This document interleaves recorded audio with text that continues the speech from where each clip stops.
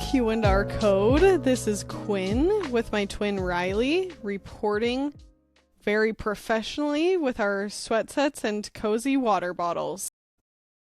I've got my special hot water bottle keeping me warm through this chilly December day. Quinn's got the beanie on and up, so we're prepped, basically. I don't know what part of the world you guys are listening from, but there's a high chance if you're in North America that you also experienced some cold front this past week. So I hope that you guys enjoyed it as much as we did. That is not sarcastic. We loved getting the snow come through. It made everything just such a beautiful winter wonderland. We had so much fun getting to watch our animals particularly play in the snow. I don't know what it is, but it's so fun for the dogs. They get so excited when they see the snow. Big time zoomies, super much enjoying sniffing around and uncovering. They were so funny, putting their noses down and finding the little trails going underneath the snow, and it just set the tone for the Christmas season. And I especially appreciate that being in Virginia now, where actually we did get a little bit of snow, but it never sticks around for long. And often this is where the East Coast stereotype about their ski hills comes in, because it does just freeze and then it's slick and icy, but it's not really snowy. Yeah. I like the big thick blanket of white snow, but even as it's melting away, I will take that. But yesterday on our walk with Bunny there, because it has melted, there's a big old muddy puddle, and he is such a water dog. It's so funny because Pink is not that way, and he of course immediately walks into it, freezing cold puddle, and starts blowing bubbles with his nose in the mud puddle. Fun. I'm telling you, for 2 minutes straight he was doing that, putting his nose in and blowing bubbles, and then getting a little bit of a sloshy chunk of like slightly melted ice and continuing that. And I'm like, you know what? I know where this water and puddle has been, and I know that this is safe, so you just go ahead and spend as much time as you want blowing bubbles and getting your energy out in this way. That is one of the many reasons I love the snow, is because my dogs get more exhausted more quickly, and Bunny just is killing it running up the snowy mountain or like hillsides, and then actually is like so down, crashes for a while, and I'm like, life is good. And Sean and I this morning were looking back through some puppy photos, and it's just crazy to see how much he's grown in a few months. And as you all know on the podcast, we went through some times of the puppy blues where it felt so intense, and even in those moments where it was so intense and we were so exhausted, I really tried as much as I could with my will to be like, enjoy this moment, because, you know, things move so quickly, and the puppy stage, maybe not the puppy stage mentally, but like that little adorable floppy sweet cuddly puppy stage obviously comes and goes in what feels like a blink of an eye, which I'm sure parents can relate to with their little babies. But I'm excited tuning in today. Riley and I have lots of good things to talk about, including enjoy this moment, for this moment is your life. That is the one true resonant, that's not even true, but it is a sign that we had in our home. That's maybe not my typical style of decor. Yeah, not my typical style of decor I resonate with, but a message I very much resonate with. And you know that for us, gratitude does not end around the Thanksgiving table. No. I know I've been talking for a minute, but one last thing I want to say before we move on, right? Because speaking of harsh weather, We watched the show Paradise. It's on Hulu, and basically it's about the world, quote unquote, ending. Kind of the world ends, and then the top, the billionaires, the few special selected, curated people find a way to live on in their community, basically bunker that they built, and it's in this scenario, the world ends because of a natural disaster, a supervolcano erupting in Antarctica. And Sean and I just finished it last night. Sean stayed awake, Riley. Do you hear me? What? Sean stayed awake for like 3 full episodes of this show. That's how compelling it is. Wow, and he can't even stay awake for our annual viewing of Illumination Presents Dr. Seuss's The Grinch. And he loves that one so much too, so what's the excuse? He got through his favorite scene of the snapping. I should think so. That's pretty early on in the That's film. early on. That's the most important to him, though. And he saw the majority of his inventions come to life. Yeah.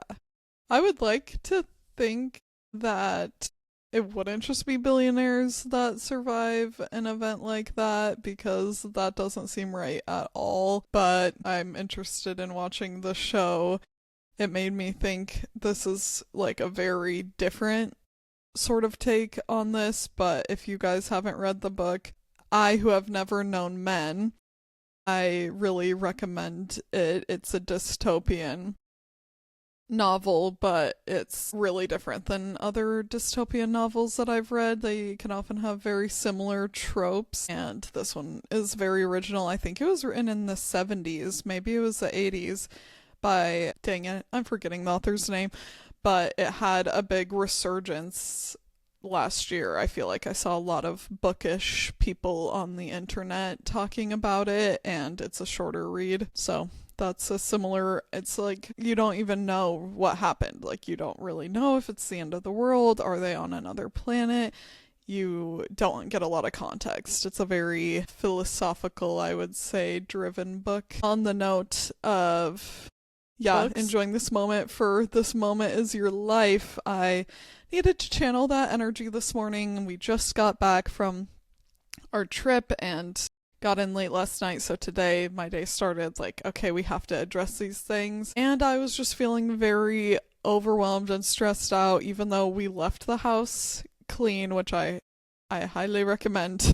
If you can ever help it before you leave for a trip, like, try not to know that you're gonna have certain chores to come back to when you're back. So we were very on top of it, but it's just the way it is that you come back and you need to get all of your stuff unpacked and you need to get all the laundry done, and some unexpected things happened and some of my plants aren't doing the best, and it just becomes a list like that in your mind.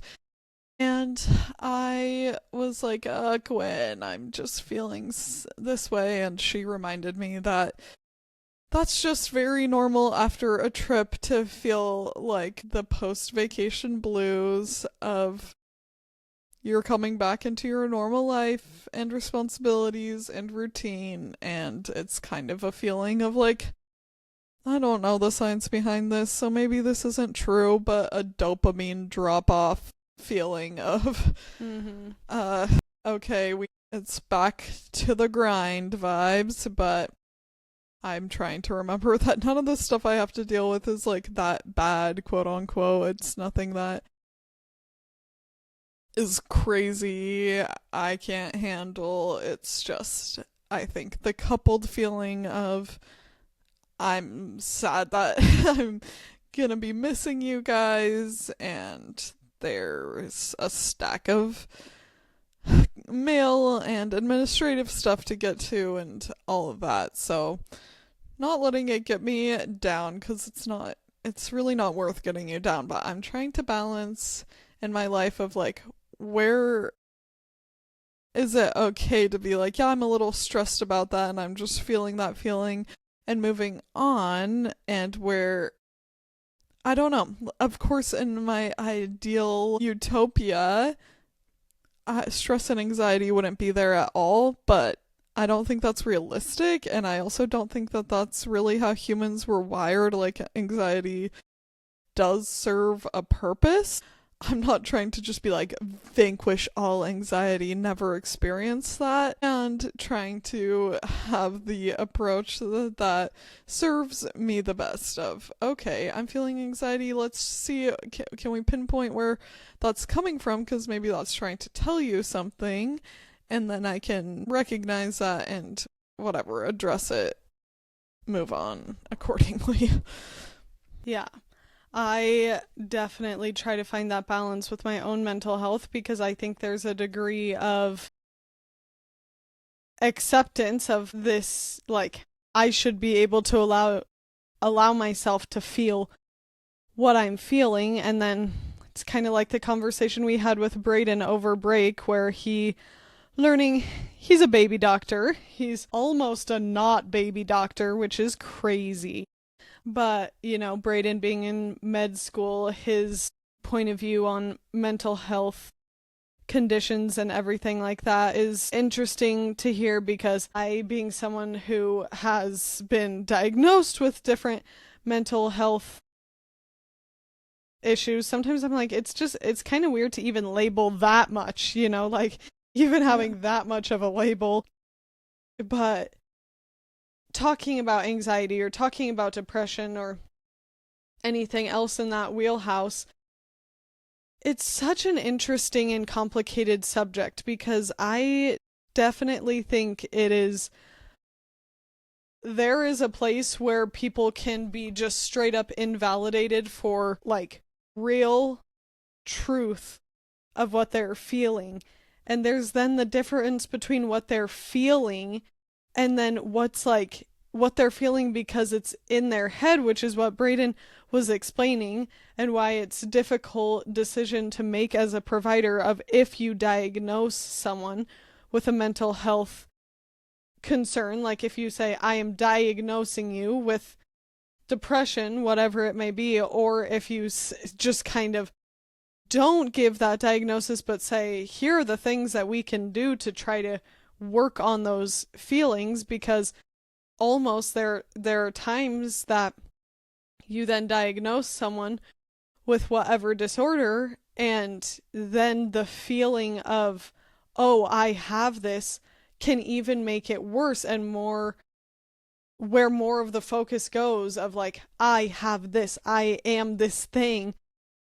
But for some people it can be very validating when it's like their truth of like, oh, okay, I understand, so this is clicking to me why I might be feeling this way. This is making me feel a little more even understood, or like this is normal and I'm not crazy. So that's maybe a farther, maybe I fleed from what you're talking about a little bit, but I think with myself and my anxiety, I am really trying to less even label it as like my anxiety and more just feel in that moment like, let me get to the bottom of this. And it's usually pretty simple for me. It's usually like if I really just sit with it for a second and think, why would I be feeling this way? I can usually identify it pretty quickly, and almost always I'm thinking like several steps ahead, or I'm living in a moment that is not happening at all. Like I'm descending throwing back from to my our last present episode of actually focusing on being present, solves living in a the lot present. of those things. Yeah. Even like a social thing. Like right now I have something going on where it's a little awkward with someone in my life socially because there's been a bit of a change, and how I was dwelling on that, I was feeling like, oh my gosh, I'm dwelling on this in the comfort of my own home on a beautiful Saturday morning, that my life is good and I love it here and I'm getting to go out and do all this fulfilling stuff, like truly living my dream right now. And I'm letting part of myself like descend into something that's not even, I don't want to say not reality, but it kind of isn't, because I'm just living in this space of something that is not happening in that moment. Like, I can face that when I face that, when that's happening, when, like, my body only needs to be in that feeling when I'm there in that situation, in that feeling, having to work through that. Why would I do myself the disservice of living in that for any more amount of time where it's not going to serve to change or improve what we have going on? It's only going to serve to create more, like, unease in. Yeah, that, and to the point that you were talking about earlier, labels that you get from other people, but I think I've also become more aware and careful about the labels I give myself, and instead of claiming things like I am an anxious person, because then that just makes you feel like that's the way you are, and it becomes kind of a self-fulfilling prophecy.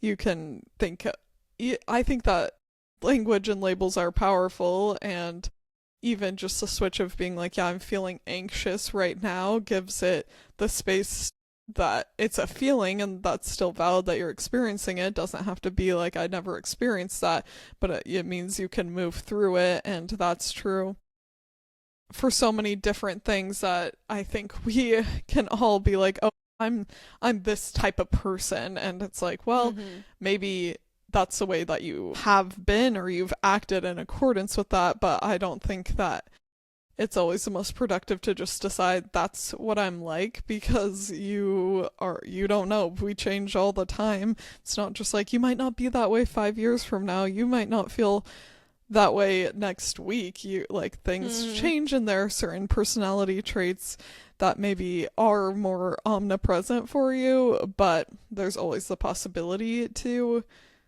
work on and develop different skills. So we don't need to put ourselves in boxes. That's the last thing we need to do to ourselves when the world does that so freely. So on that note, I don't know, Quinn and I just want to give ourselves the grace that we would give anybody else. And when you're someone that holds yourself to a high standard and can think of yourself as like a high achieving person, I think that it can often be like more pressure on yourself than necessary. And just with little things, like, I was so disappointed when I came back that one of my plants was not doing the best. It's not even dead. It's fine. It has a few leaves that I need to trim off, and I'm like, why?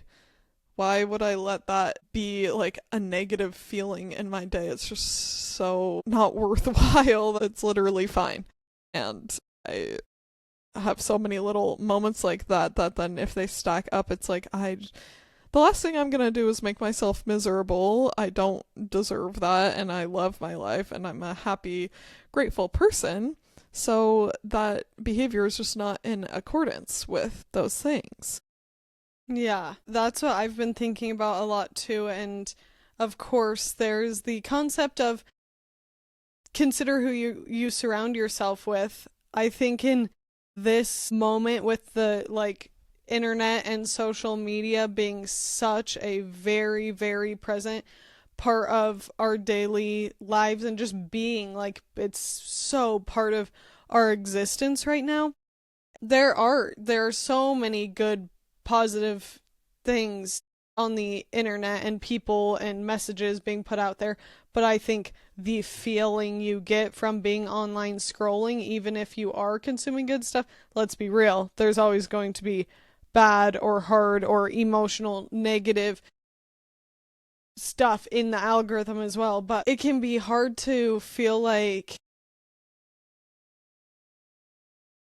you can surround yourself with just all those people. It's one thing, your personal friendships, but then it's another thing even with work. And like, I'm just constantly doing reevaluations of my life and my situations that I put myself in and the ways I contribute to them. And I do just try to be noticing what my life looks like, and how where I play a role in how I could be positively or negatively affecting people in my surroundings as well.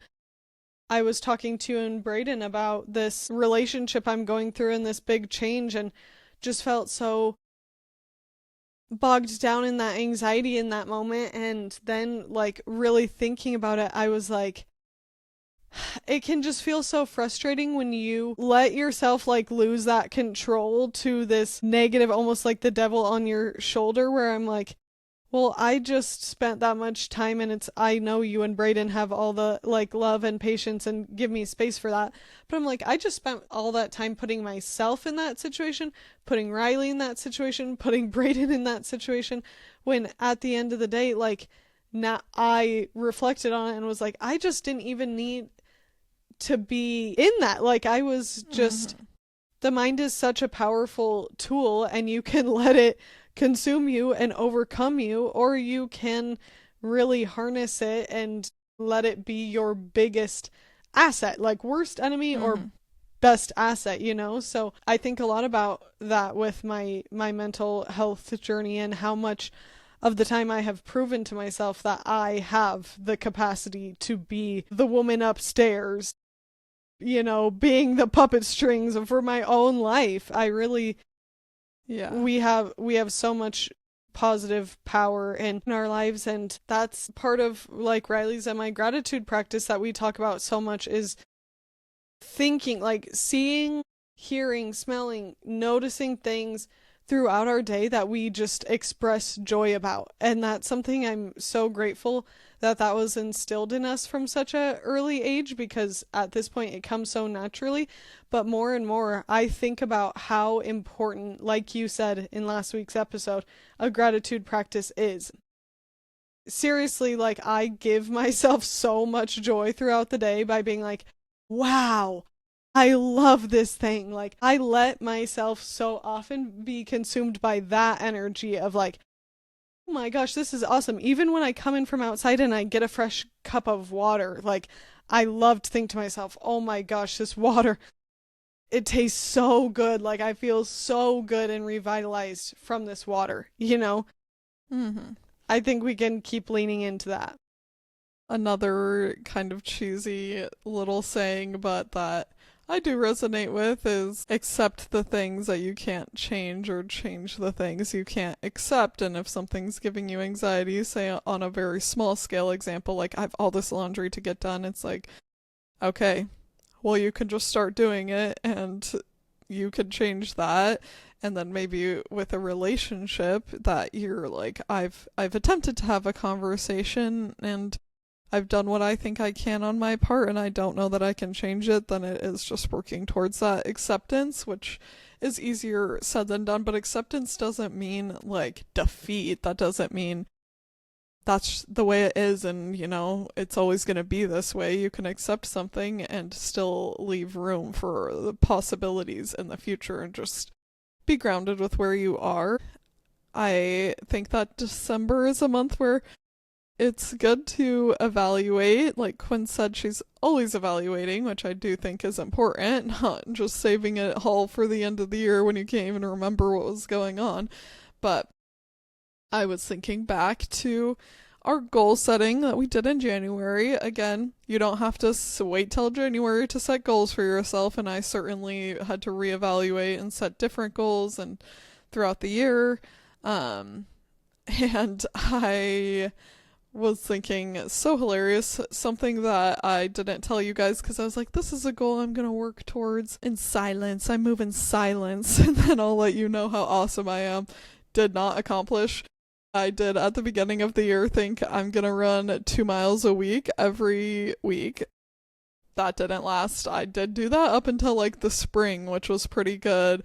Then I slipped, and then I was like, run here or there, then months without, and was like, okay, clearly that was a little ambitious, slash maybe not the goal for me, slash maybe I'm just I'm again keeping myself open for the future, but I'm trying to figure out, why am I like shoving this thing on myself? Why am I shoving running down my throat? Why am I shoving running down my throat when I've never gotten there with it? I've never gotten to the place where it was feeling enjoyable, and I'm not saying that means I'm abandoning that forever, but I was just trying to reflect, like, Why is that something I keep putting on myself when I like don't want to? And I think that your goals to be effective have to be because they're working towards something like you do want to achieve. And I don't really know what I want to achieve with that other than to be able to participate in it, like especially with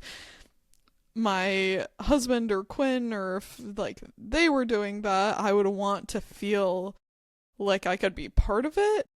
But for that scenario to come up, it's not very often. And anyway, we don't have to dig into that specifically. I just think that with your goals, if you don't really have a solid why or motivator behind it, it's pretty hard to have happen. So another goal that I will reveal at this point that I set that I did do really well on was I just wanted to really limit my clothes shopping because I just don't need any more clothes, and I didn't buy a single item of clothing, new or used, until August. And then I did end up like making a few purchases that I felt really good about and were really deliberate, and I just thought, you know, there's a strong motivator for me there because A, saving money.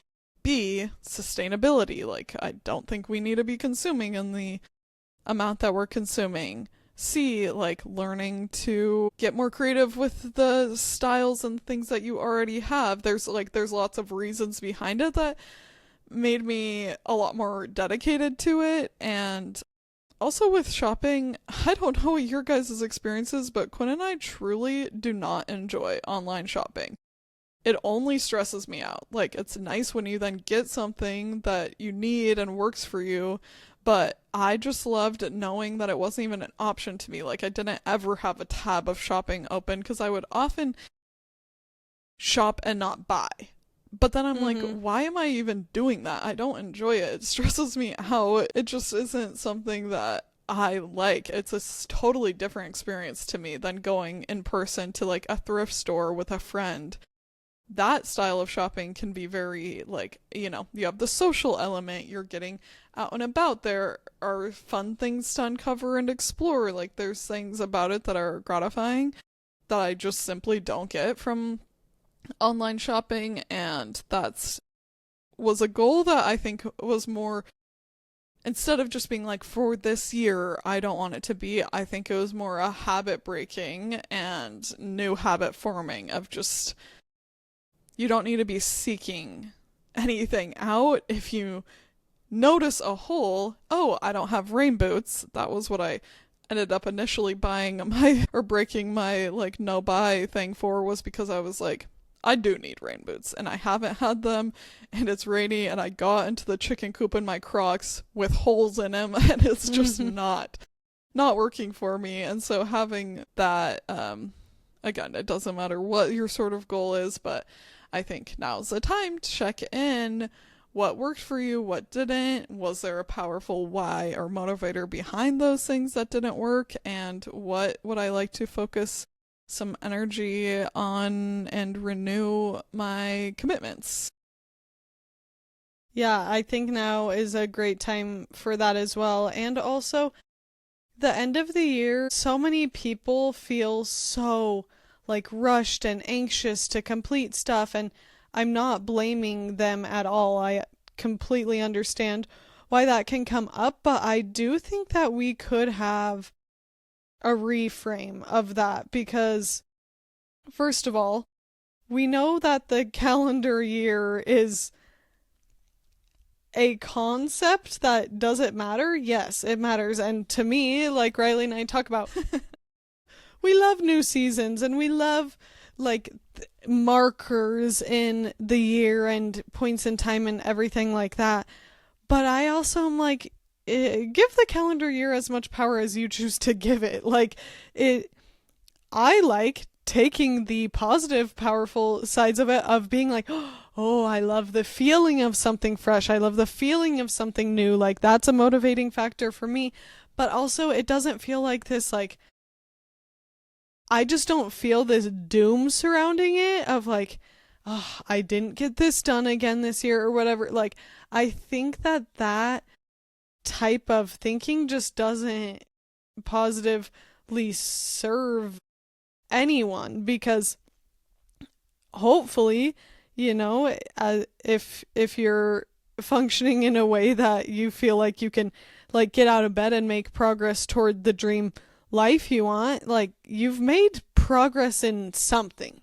There's definitely been progress in something, and I know that it can feel like a push, and I understand it feeling like a push of like getting this stuff done before the holidays or whatever, but even with stuff like holiday shopping, everyone has their different boundaries and preferences with their families, or their own setup. But I think about that too, and I feel for people. Maybe there are people stuck in the situation where they're like, this is not my want, but this is what I feel kind of obligated to do because of who I'm spending my holidays with or whatever it may be. But I would just say, again, like, reclaim your life. You do not owe it to anyone for your holiday to look a certain type of way. And yes, sometimes it's just worth doing things in a way that someone else wants because it's easier. Like, this isn't a perfect rule of thumb, but I think in general, like, even something that's so funny to me is how often it will click in my head of like, oh my gosh, I have talked so publicly about smoking weed. And like, then I get in my head being like, okay, I'm part of the horse community that I really value. And of course, there are so many horse people that smoke weed, but there are also the side of things with people where there still is that judgment, and it could be seen as like, okay, are they really like the real deal? People have their own judgments toward it. If you were a real horse person, you'd be using chewing tobacco. But those type of judgments, or I know there are people who judge as if like, then you're not responsible, or you're not mature, or you don't take things seriously, whatever it may be. Sometimes I will let that get in my head for a second, and I am just really working on going back to the place in my life. I'll think about it as moving forward instead, but it is amazing what being a high schooler can do for not caring about what other people think. It has its ginormous downsides because it can really lack thoughtfulness and respect. But the upsides, I really like, oh my gosh, in high school, I could not be bothered if I was going to be judged by another kid for that, by a teacher for that, by a parent for that. Not in a way of even screw you. That's not how I ever felt, because I think we were raised differently than that. But I definitely felt like, okay, then it's not for you. Then don't do it. Yeah. Like, I know this me because it's my business. Exactly. So now I'm just being like, I'm really excited, honestly, for this next year, because in this closing of 2025, I have felt like such a sprint of growth of just, honestly, all of 25. Like, I think that it's because I did have some, what you could consider dips or low lows, but what really was just like kind of earth shattering for my life, like perspective changes and just like moments, just having to reckon with reality. And a huge part of that for me is just going back or moving forward to the place in life of, again, truly accepting that people can take what they want to take about me or my life, and those judgments just do not matter. Like, they don't, if it's not someone in my group whose opinion I value, I'm always open to hear what people think, but there are some things that it's like, okay, if someone tunes in and meets me and finds my podcast and hears I smoke weed, and that is a big enough of a like distinction or turn off for them that it's like a relation would be, I'm not moving forward in a relationship.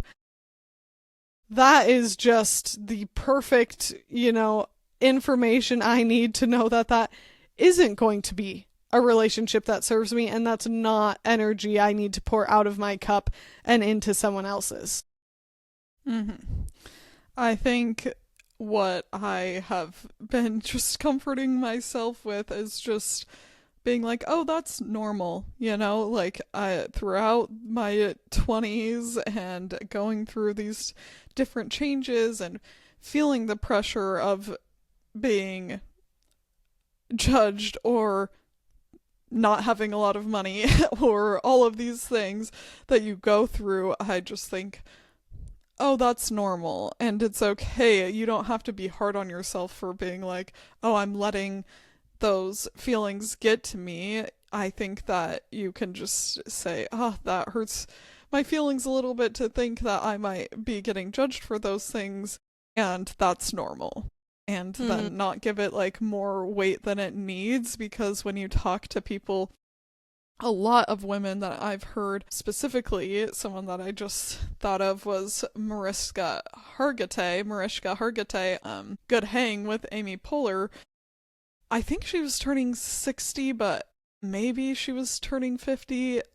I think it was 60 though, and she was saying basically like, I couldn't give a fuck now. And she was like, I love being this age. And that's often what people hear of being like, the more into your adulthood you get, you just feel more comfortable with who you are, so it doesn't really bug you what other people have going on, because you have that wisdom and perspective to realize that everyone, of course, is going to have their own judgments because they're making their own choices on their own path, and it's just not the same as yours. And I feel like we do so much thinking and working on ourselves that then it can be almost the pressure of like, I want to be more fully evolved. And I think that it's a very good sign that we think that way, because that will lead to a really positive future, but then also giving myself plenty of grace, as aforementioned in the podcast, to be like, but that's okay. I am so young. I feel like we push ourselves so much to be the best person, make the right choices, and I think it can be exacerbated by being online. We're putting out a podcast. It's like, okay, I can look back at that and hear myself 1 year down the road, 5 or 10 years down the road, and be like, I do not agree with that anymore, or that sounds kind of lame, whatever it is. But any of those feelings, it's just like, yeah, but who should be exactly who they're going to be at 26 and a half, guys? Happy belated half birthday to me and Quinn. You did it, Riley.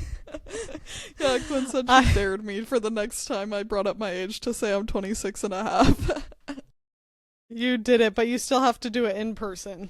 Okay. It's just like, that's silly to think I'm gonna be, I'm already done. I've done all the growth that I need to do. Please, come on. Like, we are, in my perspective, still pretty fresh out of the house when you've had 18 years living with your parents.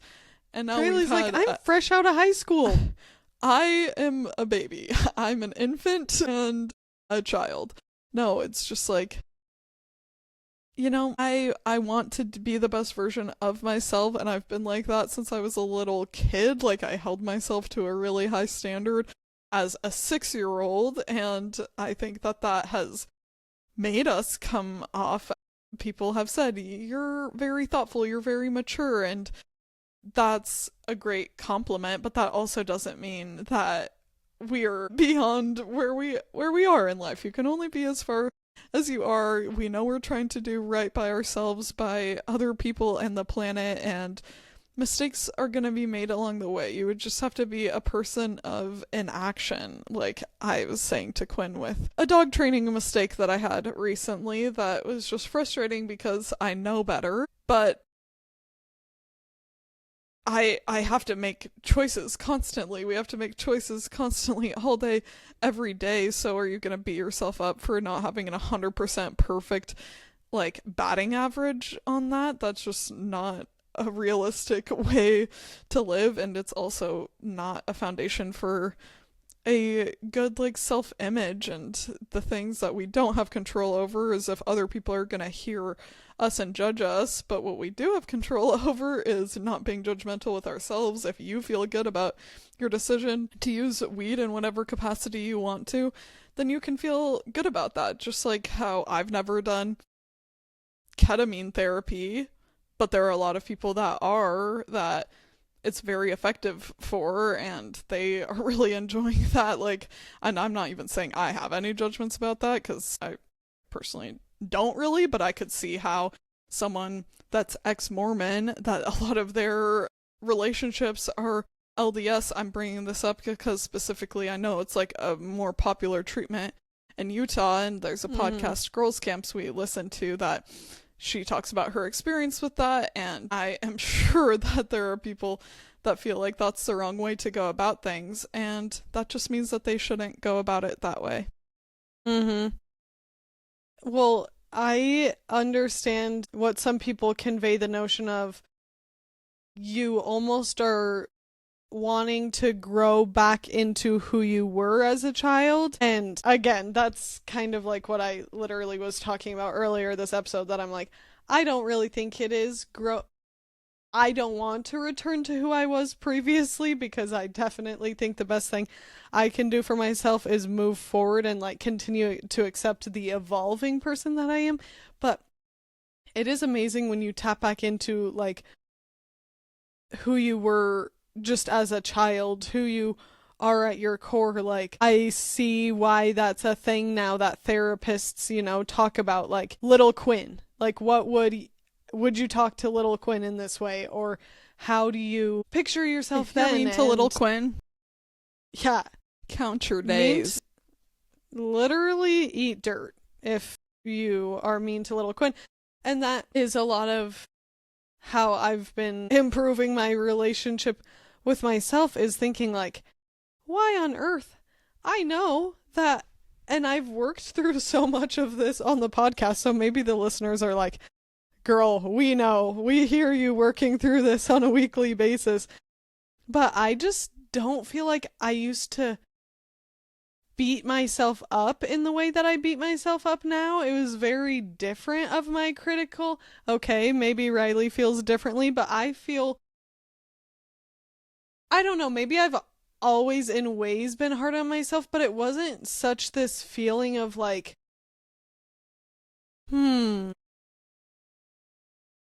like almost now it's like I'm intentionally being hard on myself. Maybe it is actually lacking intention, but it's like I am on purpose, knowingly bringing this, where before it was just the pressure of the world around me, maybe as a kid, that made me feel that way. But now it's like I'm the one choosing to be projecting so much in the space. Like, even me talking about weed, then I will literally go back and think about this and be like, who has said that to me? No one. Literally no one has brought to my attention, I think this way about you. Because I also feel like that's usually the things that give people with like social anxiety and stuff issues, at least in my experience. I think that if somebody said to me, I don't think that you should smoke weed, I don't agree with that, I would be like, okay, that's okay, lame-o. That's your prerogative. I didn't really ask for feedback, so I just don't think I'd care. I think that you value your own opinion more because you know yourself and you trust yourself. So then when you create those stories, then you're putting weight on a fake opinion that you shouldn't have even come up with in the first place. You know what I mean? Like, I think for me at least, and that might just be a personality thing, but if somebody has like critical feedback for me that isn't coming from a place of like genuine concern and knowing me, of course I give value to people's feedback that I trust and love, that know me, that want the best for me. I don't like the mindset that people have of like screw anyone else's opinion, you're yourself. I don't think that's true. Other people are around you, other people experience you. I think that their opinion deserves validation, but like just random Alvin is about to bust in my back door. Sorry. It's okay. I just think that those like it's just, it's like the people on the internet stuff of, I said to Quinn, I'm like, I guarantee that like the more visible that we get, we are going to start getting comments of just being like, "You're ugly." That it's like, okay, Yeah. it's so stupid and unfortunate that that's the case, but that truly is the landscape of being out there, that people will just like, that you have no relationship with, give no credence to what they have to say, will offer their 2 cents about something. And I think that Yeah. for me, Maybe we're just it's like, prepping ourselves for that.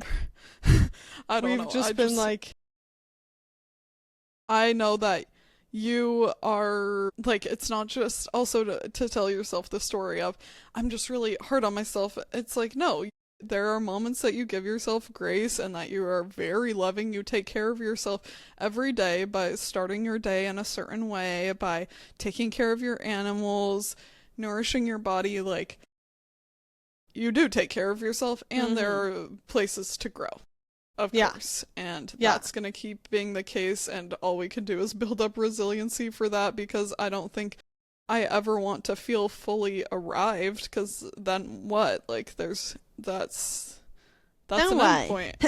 then what? Like Santa. Santa is still not fully arrived even hundreds and hundreds years of his life later. He's still always growing, and his elves are educating him about what's new. Quinn, the other day we were in the shower and Quinn just goes, I do not believe that the elves are forced to labor. I think that they choose to, and that's their passion and their calling in life, and they get compensated fairly for that. And I'm like, okay, well, I agree. But it's kind of like with the negative comment stuff, like you can be left 1,000 positive comments and one negative comment, and the one negative comment is what can keep you up at night. And for me, I think about that with like my mindset, that I do, like you said, I really am so proud of myself for how I treat myself and my life in so many ways. And then when I do have the devil on my shoulder moments of nitpicky meanness, anxiety, talking down on myself, those can end up feeling like that's the world I'm existing in that time. And I actually have wondered a lot about this mindset that I have stepped more into, of this feeling of being perceived. Like, that is Riley's and my social anxiety. That's how I know, like, I carry feelings of social anxiety, because the biggest thing that, like, I tend to notice myself worrying about is how I'm being perceived. And I do think that so much of that comes from this age of social media. Like, I really think if I had been born 20 years earlier, that this would not plague me in the same way of like having that concern of people's perception. And even just thinking about how mom and dad live and their perspective, and mom has social anxiety similarly to us, but she doesn't worry in that way of, oh, like, how are people perceiving my choices and my judgment? Like, I really think that that's a thing that social media has done to so many I think people.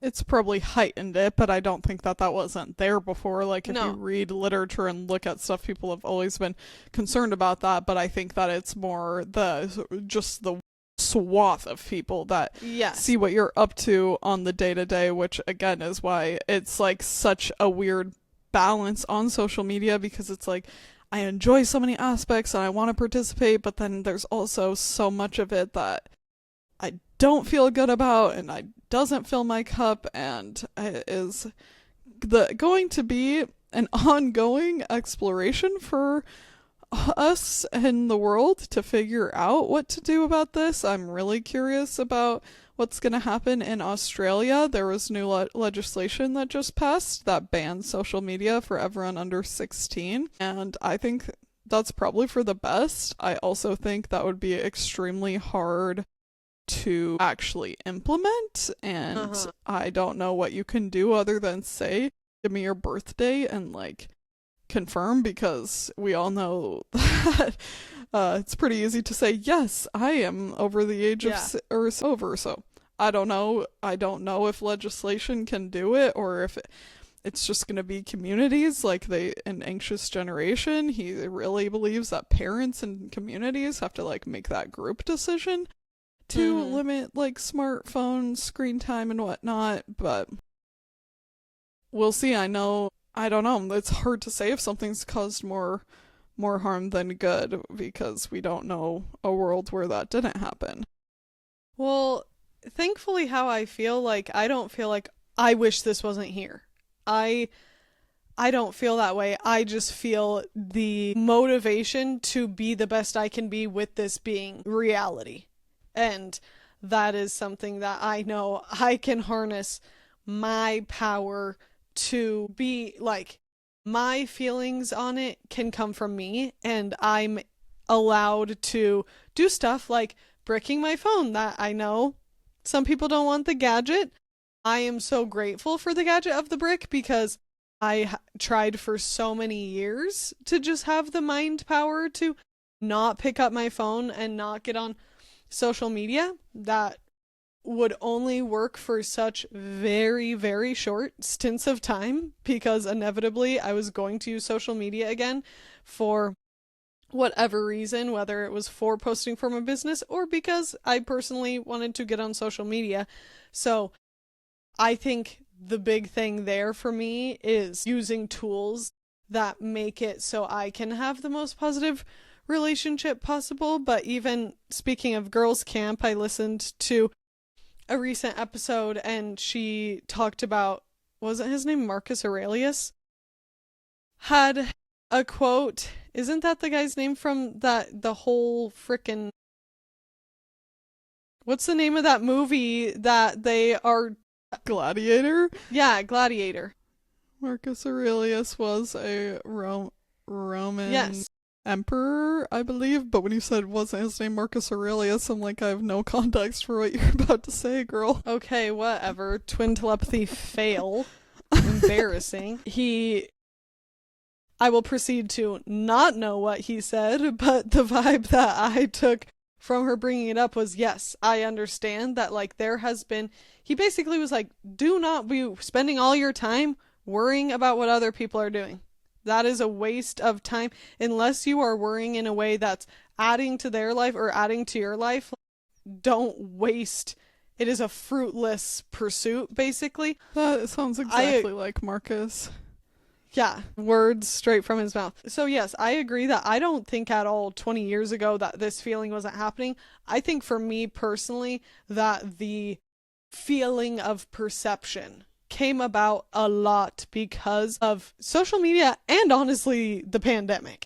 Just that like feeling as distanced from people and then like creep back into the world and society, like that. And everyone was kind of monitoring each other and trying to catch each other out in a way that felt really bad, of like, are you making the same choice I would be making right now? And that sort of like, scrutiny is not productive. And I think that I have also had to work on that in myself and realize just because someone else isn't making the same decisions that I would doesn't mean that we aren't aligned on other things and can't have a functional relationship. And that is easier said than done. But when we are in such a heightened political climate that not only feels like it is having dire consequences for people, then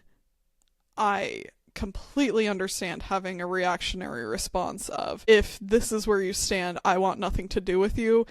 But I'm also trying to zoom out, bird's eye view, look at the situation critically and understand if half of people are saying, if you don't agree with this, then I can't coexist with you, and the other half are also doing that, I see no positive way forward. So I think that we're all going to have to get on board with compromise. And when I think about more communities over time, it was not a choice to just isolate yourself. There wasn't a choice to just live in your own little bubble, have food delivered to your door, have groceries delivered to your door, work from home, never have to interact. Like, we What lived about in the town communities. curmudgeon? There was only room for one of them, and it was the town curmudgeon, There was and a everyone was hermit. scared of him. Yeah, but in general, communities need to function copacetically and know, me and that butcher are never going to be best friends, but I need what he's got and he needs what I have, and we can work together, even knowing. I'm not saying that has to be your bestie pal. I'm not saying you have to go out to dinner with someone that you can't stand to be around. I just don't. I know that it's never going to work for me to just write off someone that has that different opinion, and also the standards we hold each other to then make it impossible. I just think that we're making it impossible for ourselves and each other. I don't know what's the right thing to do. We're just figuring out, but what I do know is that taking one counterexample or one thing to like prove everything about someone else is just not something that I can agree with and get behind. And yeah, I don't know. I feel that internal struggle that I think a lot of us feel as people that are very passionate about climate justice and very passionate about social justice, and those are like pillars that are extremely important, so you of course attach a lot to that. But I don't also want to be the holier than thou person that makes other people feel less than because we're meeting them at a different place, or they're coming at something from a different perspective.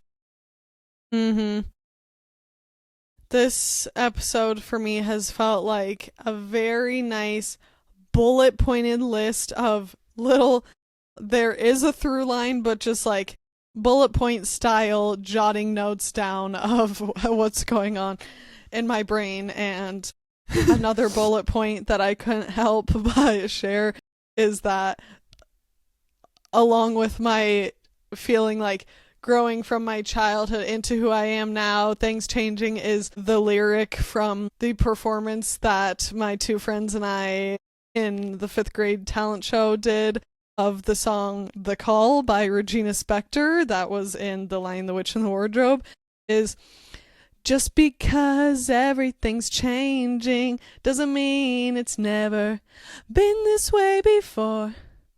Oh, oh, oh. And isn't that so true? Like, just because things are changing, that's really what it called to me about the childhood to now, finding who I am. But all in all, we're approaching the end of the year, and I hope that you can find the peace in your life that Riley and I are continuously striving for, and that we can be a community. I hope you can find the peace and tell me where it is. And I think it's important to have community in pursuits like that, of the excitement and peace and like following your path and achieving your goals, because you need to, it's like surrounding yourself by people who you do perceive are winners at their life. And I want to feel that way, and I do feel that way about myself. I do feel like I'm a winner at my life because I know that I'm giving it my honest best to like live my best life, and make the changes to give myself that opportunity. That's what I really want to continue to take with me into 2026, is that I get to be the decider of my own fate. And obviously everyone has their own opinions about that, but whether it is, fate from God or fate from your own two hands. Like for me, I know that I have so much say of what good things come to me, you know? Yep. And nobody has to live your life but you, so when it comes down to it, you just have to try to know yourself well enough to decide what's going to suit you. And I will leave you guys with the inspo to maybe invest in a hot water bottle this winter season. You might think, oh, that's archaic. Oh, nobody wants a hot water bottle. Oh, I look like such a doofus snuggling my water bottle. Hey, I love it. I stand by it. Quinn stands by hers. They are cozy. They are comforting. They are therapeutic. And I like everyone this one has specifically. Yeah. If you can find a sheepskinny one, that's definitely what I would go with. Real it's so handmade cozy. sheepskin. Yep. And I think that with all of the products there are out there in the world, this is one worth having. Keep you cozy. You can even shove it. Well, you know what I've done? Put it in the foot of my bed. Filled it up, put it in the foot of my bed, brushed my teeth, done my routine, come in. Ooh, my toes are so cozy, and then I pull it up and I snuggle with it. So Get out of town. So that's our holiday gift guide this year has but one item. And you know what? You folks can help Riley and my dream life continue to come to fruition by sharing about the Q&R code. If you ever enjoy an episode, it makes such a huge impact to us for you to send it along to people you think would enjoy it, or maybe even it's people that you wonder, I'm not sure, would they enjoy this? Because guess what? We're full of surprises, and there are, like how our demographic used to be of how male dominant we were, again, full of surprises. Some people are a glutton for punishment. What's it called? Yeah. So I just would appreciate any word of mouth that you have to share about the Q&R code. Following us on our personal accounts, Quinn Liliestrom and Riley Liliestrom, my account Tattooed by Quinn, and our podcast account, the Q&R code. All of that is on Instagram, and then we also have our channel on youtube.com/@theQNR code to watch our podcasts. And we totally understand if you're just a listener, but if you wouldn't mind to do a little service to us, go follow us on there, subscribe to us, and maybe just, you could tap through and like a couple videos that you think, oh, they grabbed me, Any of that type of support helps Riley and I get one step closer to our dream life, so we are very grateful for it. And, you can always slide into our DMs if there's anything we can do to help you achieve your goals. We would love that. If you don't ask, you'll never know what the answer could be. So, totally. Anyway, sending you lots of love. We love Christmas. We love holiday cheer, joy, gratitude, goal setting, cookies, drinking chocolate, and polar bears. And on that note, we're going to talk to you next week. Have a very, very lovely day. Bye.